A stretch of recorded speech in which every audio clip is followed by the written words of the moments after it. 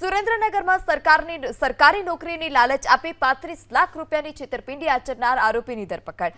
આરોપીઓએ Ahmedabad food and drugs વિભાગમાં ઇન્સ્પેક્ટરની નોકરી આપવાનું કહી 35.15 લાખનો ચૂનો ચોપડ્યો। નોકરી માટે રાહ જોતા ઉમેદવારોનું મેરિટ લિસ્ટમાં નામ ન આવતા આ સમગ્ર ભાંડો ફૂટ્યો।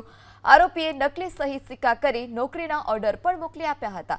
કાંજી કોંડપરા, કિરણ સરવાણિયા સહિત આરોપીની મોડસ ઓપરેન્ડી જૂની અને જાણીતી હતી। એક ઉમેદવારને મળે પછી તેના બીજા કોઈ સગા સંબંધીની નોકરી જોઈએ તો કહેજો તેવું કહી જાળમાં ફસાવતા। ગુનો આચર્યા બાદ કોઈ પુરાવા ન વધે તે માટે તમામ પૈસા રોકડા જ લેવાનો તેવો આગ્રહ રાખતા હતા। ભાંડો ન ફૂટી જાય તે માટે કોર્પોરેશનના લેટર પેડ અને બનાવટી સહી સિક્કા કરી નોકરીના ઓર્ડર પણ મોકલતા હતા।